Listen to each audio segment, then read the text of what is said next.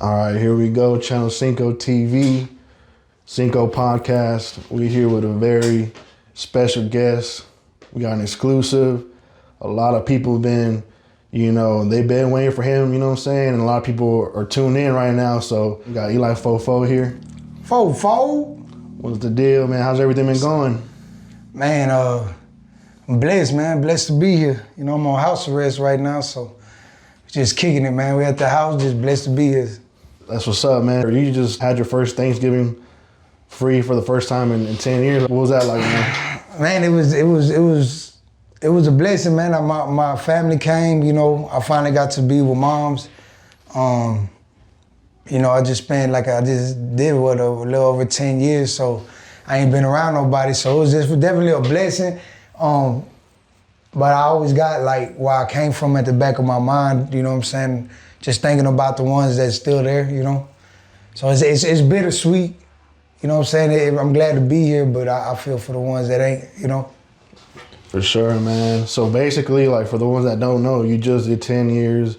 You've been out for a month. What's that been like, just this first month out? I'm real restricted. I can only go to church on Sundays, and I got a class I got to do, during the week. But I mean, other than that, I mean, it's been a blessing because it's just been me and mom's. I missed her, she missed me, so I've been just catching up with her. I built my own, studio at the house, so I've been getting a lot of recording done, working. I got some things planned as far as, got to keep these people off my back, finding employment and stuff like that. So, I mean, it's just a blessing though, man, just to be here, interact with people. And it just taking me a little time to get used to things. Like if I go to church, big crowds, sometimes I feel kind of out of place still, but I know it's gonna take some time, so. But other than that, man, it's nothing but gratitude. And about how much longer until you can actually move around and kind of do your own thing? I got it till April, so about 6 months they gave me this, so it's November now. I've been home a month now, about 30-some days, 35 days, something like that, 38 days. So yeah, it's until April. So it'll be 4 days after my birthday. My birthday's in April. Get off. Okay. And after that, you're just gonna step on the pedal? Yeah, definitely, man. I mean, I'm already stepping on the pedal for real. For sure. I ain't gonna lie. Yeah, I ain't gonna lie. I'm doing everything I can from right here, but I mean, I plan as soon as I get out, doing a show in the city. Depending on, because I'm gonna start dropping these singles consistently, getting this wave back up to, past where I was at. So I do plan on doing a Texas tour. But for sure, we're gonna start in the city right here. It'll be my birthday, official welcome home, stuff like that, No, for sure, man. We definitely gonna be tuned in. Cause like you said, you already been doing your thing, getting that motion going on social media. Social media, man, what you think about it now? Is it different or kind of? Yeah, it's different. They didn't have the stories. There wasn't no TikTok, you know what I'm saying? They didn't have none of them stories. Everything was more picture and text, so now you just more interactive. It's a blessing, man. It makes me think where I would have been 10 years ago if I had this type of technology, especially with how the way I was moving and then, but it's a blessing because it's enabled me to tell my story. The downside of it is, the goofies, the little fake accounts, but it is what it is. That's what's gonna come with it. I'm built for that. So, other than that, it's a blessing, man. I like it. It's a good tool. I know there's a lot of people who probably want to know more about you, man. Tell us about what it was like, coming up, growing up in Austin. I was born in Breckenridge Hospital. I always tell you about UT campus, Longhorn, you know what I'm saying? Yeah, man, I was born there. I mean, all my life growing up, man, we was always moving around. So I didn't really just have I'm not that dude I grew up in that house. Pretty much every 2 years we moved, you know what I'm saying, just growing up. And it's been like that my whole life, even in prison. In prison, my last 10 years, I've been in 7 different prisons. So, just consistently moving around. I lived all over Austin, the South Side, really, you know what I'm saying? 41, 04, 44, 45. You know, I moved. I had even lived in the East Side for a little bit. I lived out in Kyle for a couple years. So I've been everywhere, you know. But you know, I definitely got the game from the neighborhood. 44, that's where we was at. Me and my boy Milio, and you know, we was just out there, man. He's dead now, you know, he passed away. But yeah, just growing up, man, it was like just me and my mom. My pops was never around. But I was raised by a man since I was 3, Mr. Bruce Siaga. He died last year when I was incarcerated. You know, but he ended up leaving when I was a teenager. And that's when, you know, kind of just got real deep into the streets doing what I was doing. Went into poverty, stuff like that. So like just growing up, I was the only child until I was 9. I had my little brother about 9 years old. So by the time he came, I was already ready for him. But, you know, me just being spoiled, like my mom had a good job when I was a kid. She took care of me the best she could, you know, but like I said, when Dad left, man, we just lost everything. We was homeless, moving, you know, house to house. We lived with different families. Families lived with us, stuff like that. And in the midst of all that, you know, Mom's trying to provide on minimum wage. You know, going to school, she was gone. So that's when I just started breaking into cars and, you know what I'm saying, selling weed and doing stuff like that. So I was probably about like 14 years old. And that's the time when I got into rapping, around the same time. But like I said, I had got a book, Tupac, the Rose That Grew From Concrete. I started writing poems. But he made them rhyme, so I just modeled it how he did. And man, the dudes I was with, they was rapping, so they was like, man, you should rap, but I wasn't trying to rap. I was like, nah, you know, but I ended up messing around with it, and man, it's just, I guess one day, you know, Moms was like, man, I see you, you know, you always writing and you always doing this, you know. So she was like, man, look, I ain't got the money to do it, but I'm gonna find a studio for you. So we went to she ended up finding a studio across from the landing strip, or the old, I probably ain't even in the landing strip no more, what I heard. The old landing strip, Ted Flores, T-Flow Productions. It was like a little studio across from it, and the storage is in the back. And I had recorded like my first 2 songs. I remember Mom's like, look, man, I can't afford this, but I love you, you know what I'm saying? And I want to support you. So, but if you can't do nothing with it, just leave it alone, you know what I'm saying? And let her tell it, you know, really she was holding the nuts on me. She thought I couldn't do nothing with it.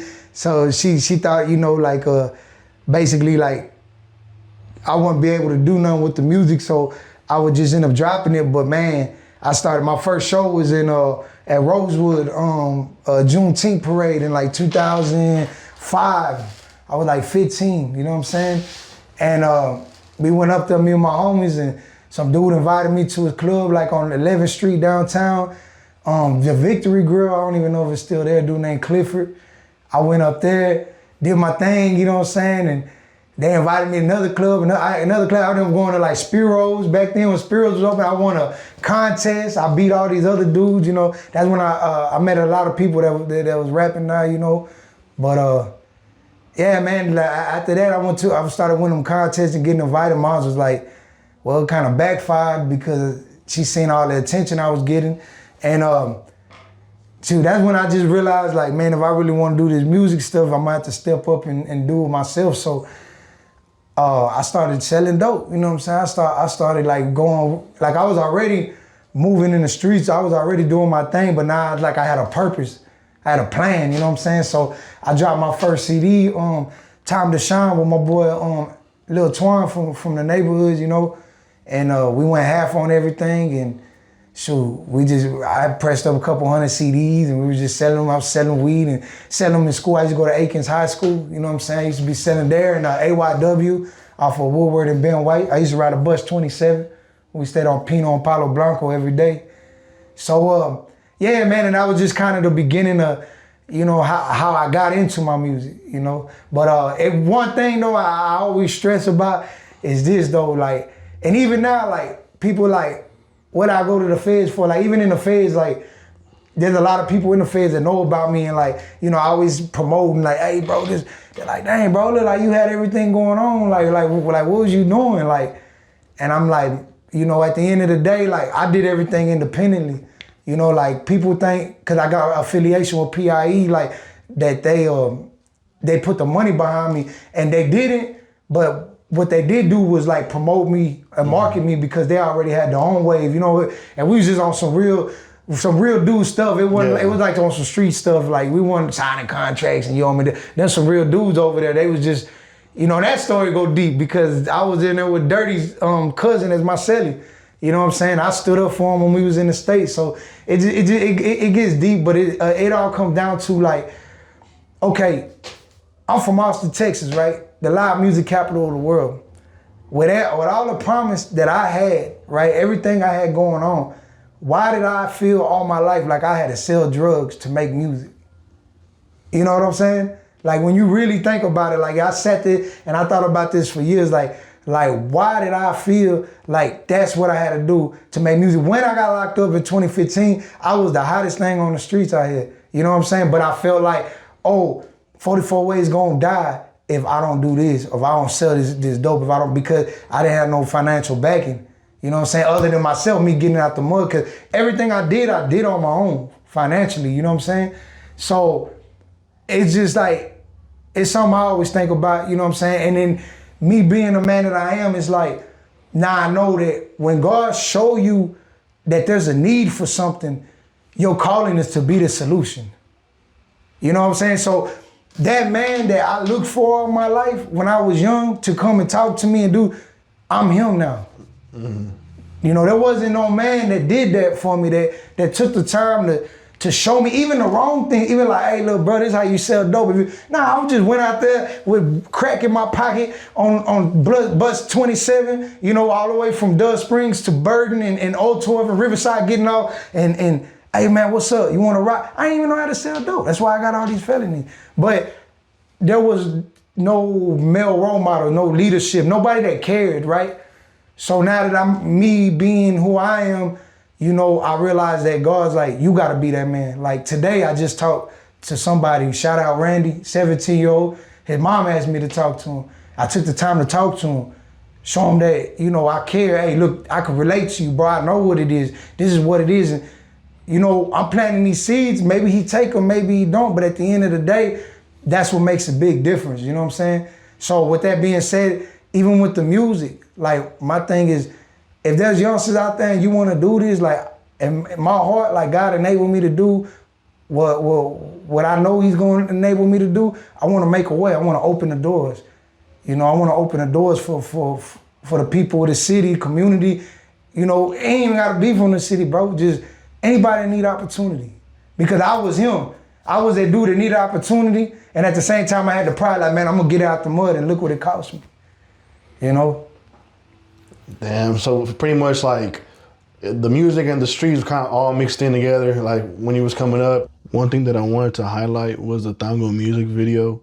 At what point did you drop that while dealing with all these court cases that you had going on? I did that video in like 2013, right? I did a state jail bid before I came to the feds. I was out 2 years. I did a 6-month state jail. When I came out from the 6-month state jail, this was like March 2015. I ain't gonna lie, I felt like Tupac. You know what I'm saying? Like I came home, I was with mom, and like everywhere I was going, like they was like running up to me and the kids. I was like, dang, it was crazy. Like it's something about jail. Like I don't know what it is, but you know, even now it was kind of lit when I touched down too. You know, but it's just in that moment, I guess, because I didn't have no restrictions. Like. See, I really ain't been nowhere but to church even now. So I really don't even know what it's like if I was going to go walk downtown or go, you know what I'm saying? But anyways, so I had already dropped that in 2013. I did a 6-month state jail. I came out. At that time, that's when I was incarcerated. That's when Flatline died. And we dropped that video like a month before he died. And I got out like 2 months after that. I had just missed his funeral. So I was out for 3 months. And then that's when I went to the feds. But the video had been out. And what's crazy is like, when I got arrested, it was like at 80,000 views, 90,000 views. You know what I'm saying? Which was good for all city, cause I tell you what, wasn't nobody doing numbers like that. Like the only people that were doing numbers like that, like had 40,000 views was like Dirty and Tone and them back then. And that's why, like, you know, when I seen what they had going, I was like, okay. And then I seen there was some real dudes, cause I don't mess with no weenies, bro. You know what I'm saying? But and then I seen they had, I was like, okay. But besides them, I really ain't seen nobody doing numbers like that, right? So, but man, bro, I was just sitting in the feds. I was in a maximum security prison in 2020. The video had already been out 7 years and it hit 1 million views. Like out of nowhere, just no promo. I didn't even have a Facebook, you know, like I had like 20,000 followers when I got arrested, but they took all my stuff. I just restarted all my stuff last month. So yeah, like I wasn't promoting it or nothing. That was just, you know, and that's why I'm kind of beefing with this pay to promo stuff right now, cause I'm like, nah, bro. Like I see what it is. If you got a vision, bro, and you popping, bro, like, man, it's gonna go, bro. It's gonna go. You just gotta you just gotta have the right type of stuff out there. Yeah. The movement picked up by itself, but the way I believe, I'm gonna give all glory to God, man. I believe God just. Cause you know what? I'm not even gonna lie, like that money, like off of everything, like that's what helped me pay for my studio. That's what helped me, like if I came home or even if it helped me go to commissary. So it's just a blessing, you know what I'm saying? It took care of me. Yeah. You know? No, for sure, man. And like probably don't even like think about, you know, the time you did in there, the feds and stuff. But one thing that was live as fuck is that you got to link up with Pooh Shiesty in there. Yeah, man, you know, I ran into Kodak too. I was dealing with Kodak for a little bit. But yeah, Shiesty had got on the. I was rapping through the phone. I don't like the sound quality of stuff I was doing, but man, bro, in there it's just, you know, I just had to stay busy. I dropped a book. I did all types of stuff. You know what I'm saying? So, but yeah, like I was in Victorville. I remember he was in quarantine. You know what I'm saying? I had shot on my book while he was in there. But he went to the other side of the prison, you know what I'm saying? And then there was some young dudes that were on the yard that was already telling them about me. So when I had seen him, I think we was like an education. I think he'd always go get his hair done and stuff, you know. And you know, I always been the type of dude, I ain't gonna ride nobody's dick. Like I'm always been like, even when we doing shows out here, I kind of regretted it later, you know what I'm saying? Like but I'm just that type of dude. So same way. So when I seen him, it's just. You know, but I ain't really say nothing to him. But after a while, you know, he pulled up on me and was just like, he asked me about, cause he was doing like a little rap thing on the yard, you know what I'm saying? And, but the yard was split. So I was like, yeah, I'm gonna go out there. But they didn't even end up bringing the equipment, so he didn't go out. I still showed up though. We was out there rapping on the yard like 8 Mile and stuff. Just, you know, no beats or nothing, you know, but, then I ended up, what happened was they had made a college dorm.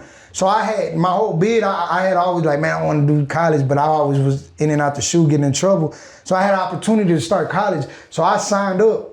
And what was crazy is that I didn't know, but he had signed up the same time too. So they made this dorm and like they moved us at the same time in that dorm. You know what I'm saying? And then he was right under me and I was on top of him. So I had him in my vent and we'd be locked down a lot. So he'd be like, look out, 4-4, you know, what? I'd be like, yeah. I'd be like, yeah, you know what I'm saying? He'd be like, hey, shoot your line or whatever. So, you know what I'm saying? I'll shoot my line or whatever, help him out. But yeah, so we were just dealing with each other like that. And, you know, I ain't gonna lie, it was funny because you see a lot of dudes just like following them around and, you know what I'm saying? But like I said, like real recognize real, bro. And you know, I had a store too, so he used to come spend some money with me. I even put him on that TDC spread, you know what I'm saying? I'm gonna tell y'all, that nigga really from Austin, man. He really from Austin. Hey, so when he recorded the thing, right, he was like, he was talking to Jumbo on the line, so Jumbo was the one recording over the phone, and he like, yeah, man, I used to live in Austin, you know what I'm saying? I was like, yeah, I used to go to high school over there. I was like, I think I heard that too. I was like, you from Austin, bro? Like, you know what I'm saying? And it's crazy because then when I went to Beaumont Medium, you know what I'm saying? There was a paisa over there too. And a young paisa about his age, and he goes, hey, bro, I know you probably ain't gonna remember this. I got that paisa on my Facebook. I can't remember his name because he hit me up too. He's like, I know you probably ain't gonna remember this. I said, you probably ain't gonna believe me. I was like, what? He goes, man, I used to go to school with that fool. I said, nah, he told me, you know. But I mean, you know, he from where he from. He just probably lived in the city for a little bit. But we used to just be talking stuff, you know what I'm saying? But I'm like, making TDC pizza, you know about that. I made food and stuff, but you know, we was kicking it, bro. We was kicking it, you know what I'm saying? But we was only in that dorm for like 2 months, and then he ended up going to the SHU, and then right after he went to the SHU, I left to Beaumont to go do the drug program, the RDAP program. But yeah. Well, that's live, man. That he rocked with you enough to like get on that track, even though it was like a little intro, but that's live to give you that cosign. I ain't gonna lie though, like there was some tension, right, between him and his homies, like, and you know, even though we on different sides and stuff, like where I was at in the dorm, it was only me, like as far as the homeboys, you know what I'm saying? It was just like me and I have my homeboy J-Rod over there, you know what I'm saying? But I told my homeboy J-Rod, because J-Rod from San Antonio, so it was just us two as far as like the Tangos, but I told bro, because that's how I am though. If I rock with you, I rock with you. My homeboys like that though too. Like if we mess with you, we gonna blow us out. Just like, hey bro, like you dealing with me, you showing me love, putting me on your story, like you dealing with me, bro, like I'ma rock with you. You know, anything go down, like he'd always be like, overstood, that's how he talk, you know. But yeah, he was cool, bro. You know, he was cool. And then y'all ended up getting out like around the same time. He got out like a week, 2 weeks before you, something like that. Yeah. I ain't gonna lie, bro. I got his dad's number. I shot a text, but I ain't get a text back. But I really need to just call him. You know what I'm saying? Because I'm pretty sure they got a lot, and I know they got a lot going on. But I got his dad and his brother's number.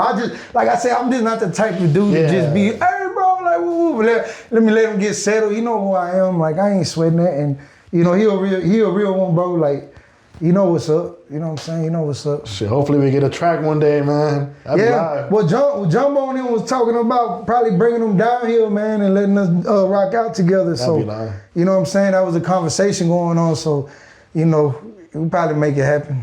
Just gotta see. That's what's up, man. How do you feel like towards the end of your bid, like when you're like, now I'm finally gonna go home, like what were the last couple, like probably like after I interviewed you that first time, like how'd you feel that afterwards? Like did it still seem like far? Like it seemed like a long time still? Man, the days be dragging, bro. Like it seemed like when it was getting, cause I'm the type of dude, I'm gonna count them days. I wake up in the morning, I tell myself, I got 86 days to wake up, like, you know? And he hated it because he was going like, man, you making the time go out slow. I was like, man, bro, I've been counting since like I had 1,500 days left type stuff, like, you know, but, yeah, bro, I'm not gonna lie, bro, I was gone for a long time, bro, you know what I'm saying? And I'm never gonna question God's will, you know, because, you know, I just wish I would've came home sooner, for real.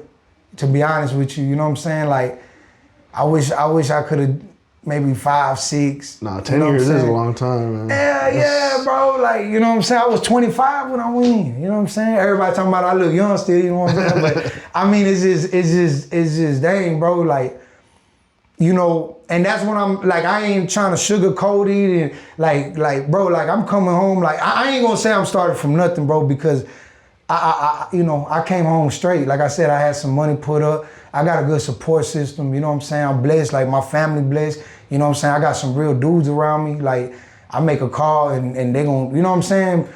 But, you know, it's just like, I gotta start over, you know what I'm saying? And you know, 35 ain't a bad age to start over, you know what I'm saying? It's not, but I just wish like I would've came on sooner, but I'm not gonna lie, bro.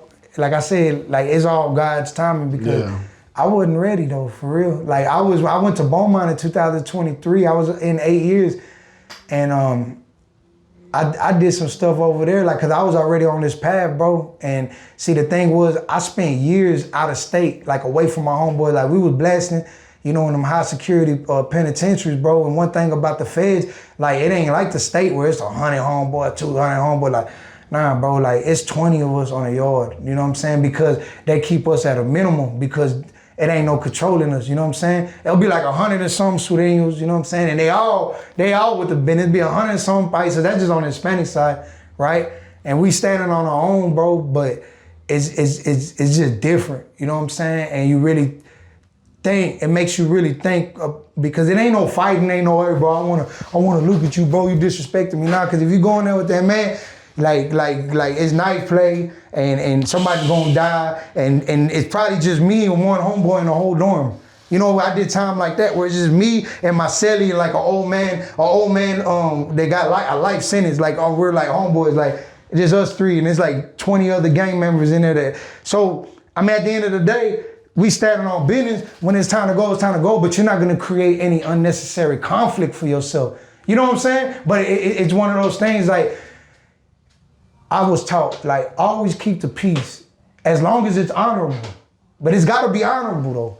You know, I'm not gonna keep the peace at the expense of you dishonoring me or disrespecting me, because I'm gonna make you respect me as a man. You know, but it just makes you double think everything you do, because for every action you do, there's a reaction. And I believe that's what the penitentiary do, especially like some serious business places, you know what I'm saying? Because there's places in the Fed like camps and lows and even some mediums where it's just, they went and fought or, but in places like this, it's called hands-off policy. You know what I'm saying? It ain't no hands, bro. Like we going in there and till somebody don't come out. You know what I'm saying? So is your situation, is your problem with that man really that serious? You know what I'm saying? Like I done seen it like, hey, y'all got a problem with it? Both of y'all go in the cell with a knife and only one of y'all come out if it's that serious. Nah, it ain't that serious, bro. Yeah, I'm good. You know, so it just makes you think, bro. It really did. Dang, so you was in there with some people that was never getting out type shit, like. Yeah, my celly, man, like my celly big man right now. I be in contact. We got 35 years, like you know, and he would even look at me because like I already did 6 years. I got like 3-4 years to go, and he'd be like, "Damn, bro, I don't even know why they got you over here." You know what I'm saying? But it's because my affiliation, how high my points were. And I was acting up, bro. I was acting up in there. You know what I'm saying? Especially in the first 5 years, I was in and out. I was just hurting, like. Just mad at the situation, feeling like I'm, you know, getting the shit end of the stick, you know what I'm saying? Just being self-destructive, you know what I'm saying? But yeah, it's definitely like that, bro. It's just a different environment, you know what I'm saying? Damn, bro. So, you know what I'm saying? You got your release day, you got your bus pass, you on the way back to the city. Like, how was you feeling then whenever you seen your moms and, you know what I'm saying, us there just to document everything? Man, like when I got everything, you know what I'm saying? Like I was definitely ready to go, bro. You know, I was there, but it was drama all the way through the door for me because like I said, I did the drug program and man, that lady that was the head of it, she did not like me. And I even like, I had to do a little speech in front of everybody and I was like, yeah, you made it clear you're not a fan. And she started like laughing, like it seemed like they was trying to pull the rug from underneath me, but I stayed focused, man. Cause I already had a date taken off, like 14 months off my sentence. So it would have been like, if I would have messed up, my date would have went back 14 months, I'd have still been locked up. So I was like, man, I'm just gonna do what I gotta do. But to answer your question, man, I was happy. But like I say, I felt sad, bro. I felt happy and I felt sad because of how long I've been gone. Like how long I've been gone, you know what I'm saying? Like it wasn't like before. Like I did TDC, I did 2 years. You know, I do 6 months of state jail. I did 6 months of shock probation when I was like 19. You know, that stuff, when you a young nigga, it's like, and that's part of our culture, is like an initiation into manhood. Like, yeah, bro, I went to TDC, I went down there and got my stars. But after this 10 years, it was just like it ain't, I'm not coming out here to celebrate, bro. Like it's time to get to work. You know, and I'm still in that mind frame. So I'm happy, and I'm happy because like, not only that, like in my situation, I'm so blessed. Like not only just with the, you know, with my close circle, but just like the encouragement I get from the city, the encouragement I get from people outside the city. You know what I'm saying? Like not everybody gets that when they come home, and I realize that, and it's still hard for me mentally sometimes. You know what I'm saying? Like, so I can only imagine people that what they go through, and they did my type of time, and they're not even having that type of support. It's just on my mind, and like I said, man, I was stoked.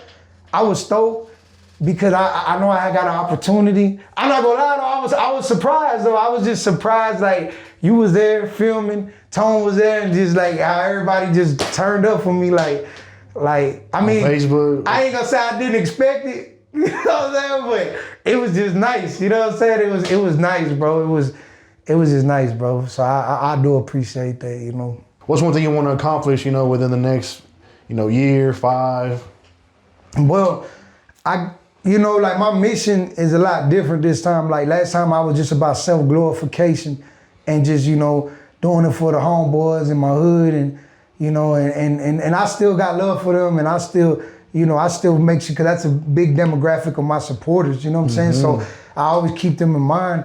But, you know, it's bigger than us, you know what I'm saying? It's bigger than Austin, it's bigger than Texas, man. And my thing is like, God told me, bro, when I was sitting in that cell, you know, like I got into with another gang member, you know, when I was in California, and we went in the cell, and it was one of them yards where we were supposed to, you know, no hands policy, but I was on some, cause he owed me some money, so I'm like, bro, like you finna pay me, bro, like I ain't know, I was like, so we just went in there, didn't tell nobody nothing, and went and got our business. I ain't gonna lie to you, he, you know what I'm saying, he hit hard, you know what I'm saying? Hey, he split me, you know what I'm saying? I had to grab a chair and get him out me, and we was going, bro, and his homies ran in on us first, and I was just like, out my mind, I was like, dang, they gonna crush me, but them dudes all like mess with me, like to the fact like, really, they was gonna crush him off the yard because he had his big homie on the yard. He wasn't supposed to be running no debts, but I'm like, nah, like I was never with that. Like I'm gonna go tell on somebody. I'm gonna go tell another man,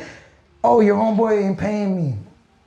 Nah, like I'm from the city. Like we don't do that. Like so, I'm like, man, come on. I took it in my own hands. Win, lose, or draw, we went. You know what I'm saying? And I came out. Yeah, I had to go. I came out and hit in another. A Crip dude's cell, you know what I'm saying? He was trying to doctor me up because I had my eyebrow split, and I guess they ran the cameras back. They made everybody lock down because all of a sudden all the Sureños, the blacks, everybody rushed the cell because it was only me, my homeboy Marty from the east side, Marty Lopez. He about to come home. He didn't even know what was going on. He ran to the cell, and then a little Vayuco. So then it was just us three. It was like I said, that's how we did it. But all the Sureños, the fight, everybody run because once it's racial, you know what I'm saying, everybody gets into it, right? But that's the first time I'm like, nah, bro, like, hey, it was over. My money is a dead issue.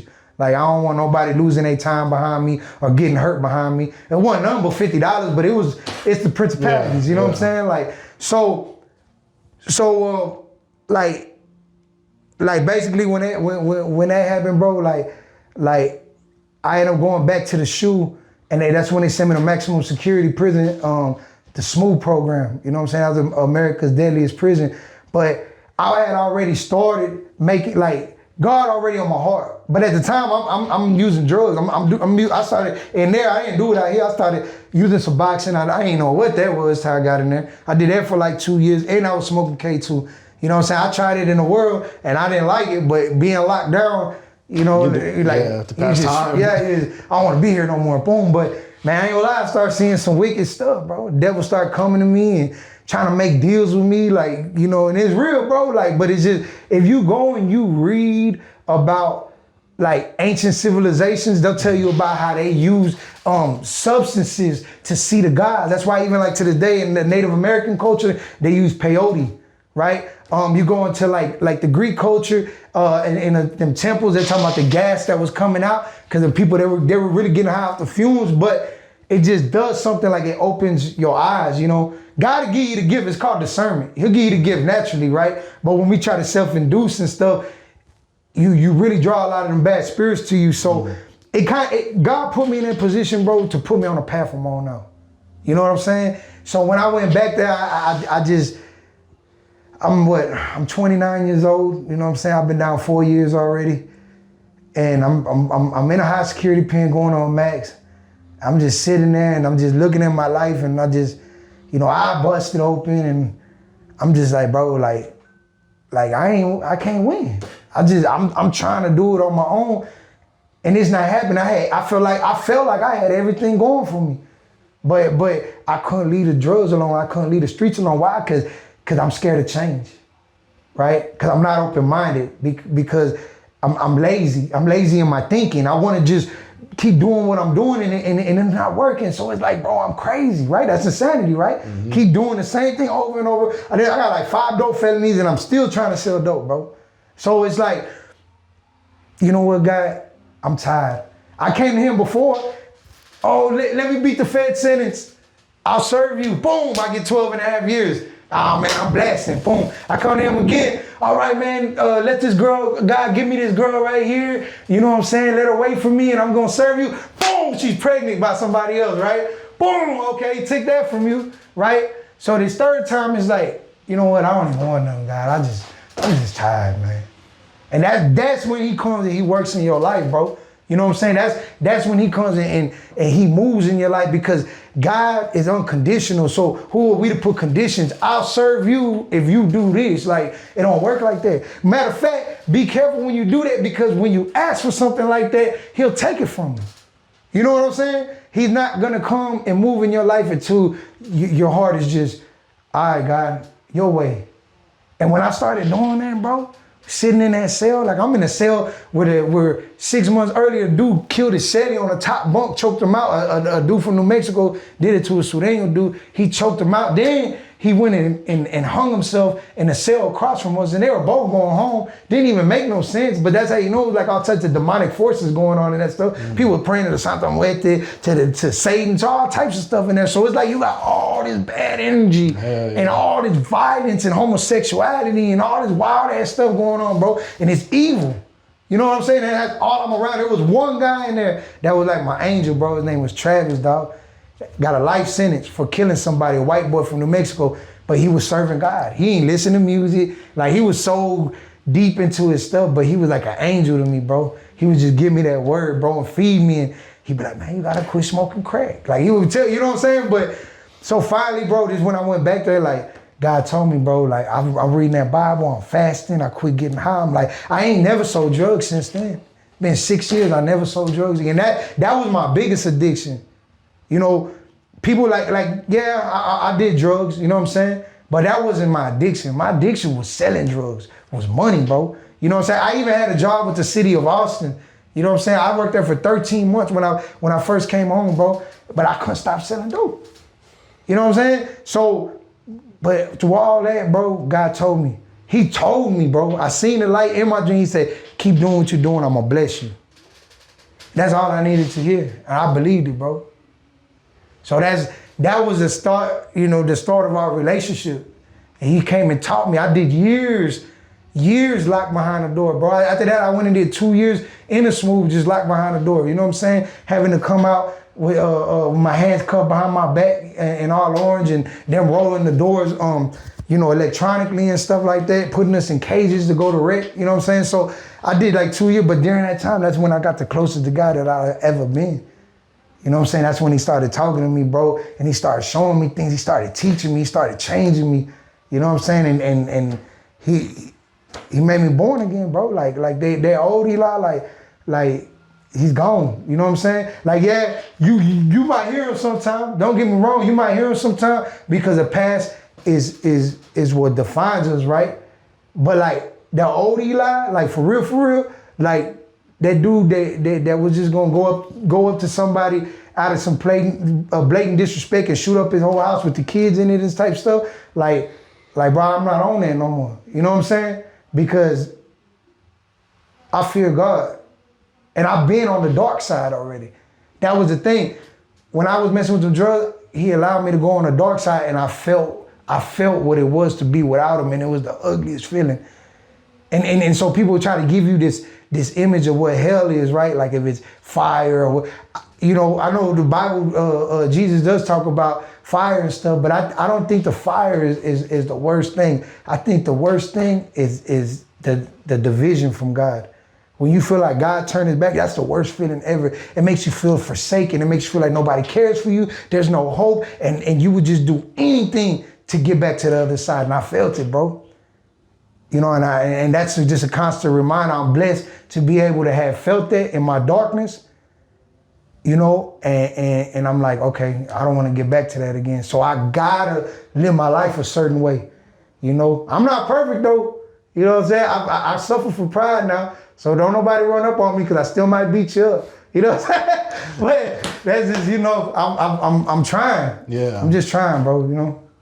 Just real quick, because I went on the whole VI with you right quick, because what you asked me was what I envisioned myself. And like I said, my understanding is the music is a stepping stone. Jesus said, I'm going to make you fishers of men, right? Hip hop music is the most influential thing in the world, right? So that's the bait to catch the fish.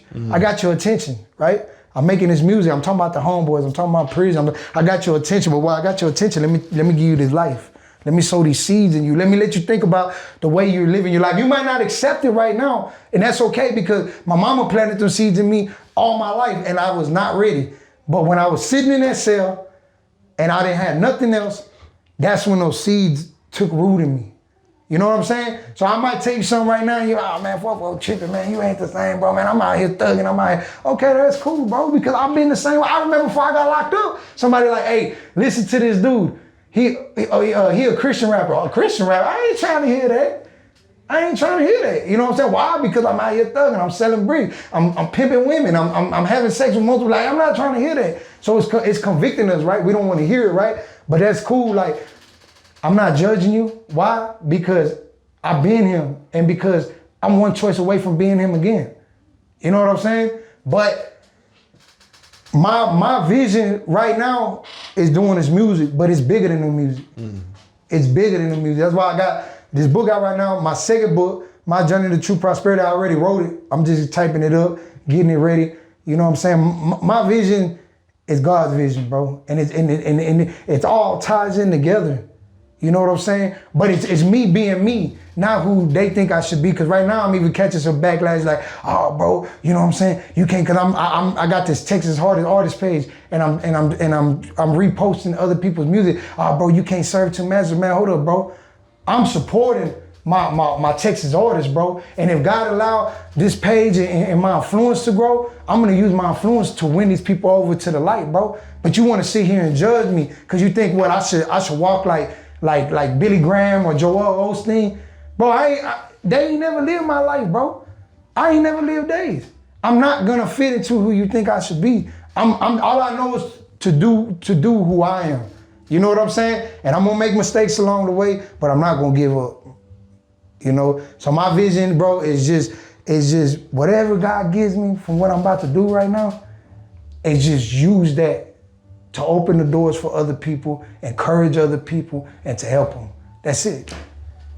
Whatever it is in life, bro, I support it. Cause my mama supported me even when she didn't agree with me, but that's love, bro. I was ever sending pictures home with the homeboys throwing a blast up, and man, my mama ain't like that, but man, she supported me, bro. That's my son, I love him. I don't agree with it, but I love him. You know, and that's love, bro. You know what I'm saying? So that's what I'm doing for the same way that she showed me. You know, I might not even agree with a lot of the music people putting out, or boom, but you know what? I'm gonna support you, bro. I'm gonna support you, and let's grow. Let's build this relationship. How can I help influence you on the right path? So. That's live, man. I feel like, man, we definitely need more people out here like that. Like, there ain't too many. Some people just make music, write music about whatever, but I feel like you really got a movement going, man. 44 Ways. Yeah. That's gonna be big, man. I see a lot of people lacking substance, but that's okay. It's okay, because you gotta go through things in life to really have some substance. Like, be careful what you pray for. Like, before I got locked up, I'm talking about like 5 days before I got locked up, God had already put it on my heart to do what I'm doing right now, right? And it bothered me because, like I said, them kids, it was looking up to me, running up to me, and, oh, let me take a picture. Little kids, and I'm like, oh yeah, you like my, man, what's your favorite song? Man, I like that Tango song. I like that. And then like, I'm looking and I'm like, dang, like, you know, like I feel like I'm just telling my story and my homeboy story, right? Yeah. But in reality, they looking up to it. And you know, to be a homeboy, you gotta go to prison. I don't want that for nobody. I know my homeboys don't want that for their kids. You know what I'm saying? So that weekend, bro, some things happened, man.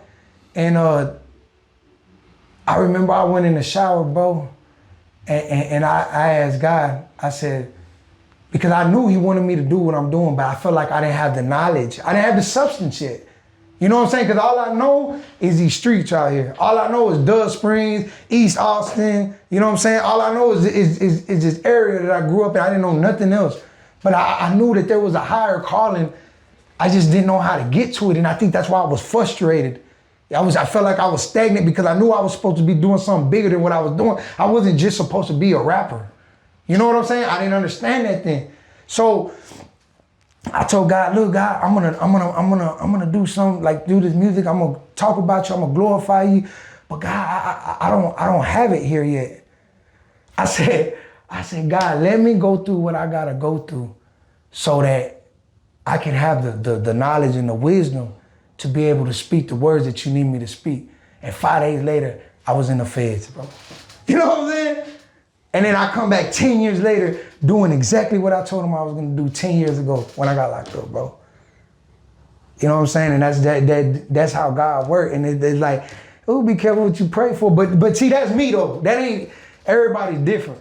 To be honest, if I would have been out here in the streets thugging, I would have never sat down and took time to learn that Bible. He had to sit me down, and I know it like the back of my hand now, because I had nothing but years to really get in his word and get close to him. And now it's in me, it changed me already. You know what I'm saying? Is there anything you want to say before we wrap this interview up? And what would you say to somebody who's in a dark spot right now, maybe the same spot that you were once in? All I'm gonna say right now is I'm motivated, man. I'm motivated because I ain't where I want to be yet. So I feel like but I've been like this all my life, you know what I'm saying? I feel like there's some people holding their nuts, and that's cool because that's what always comes with it, you know what I'm saying? But like I always say, the love outweighs the hate. So like to the ones that been rocking with me since day one and the ones that just pulled up, like I love y'all, I appreciate y'all. And it ain't just, oh, them my fans and them my supporters. Like, nah, like I see you got a heart. You know what I'm saying? I'm gonna do whatever I can to open a door for you, to bless you, to be here for you. I just talked to somebody's kid today, like I told you, like, you know, if you're a youngster and you need somebody to talk to, I'm here.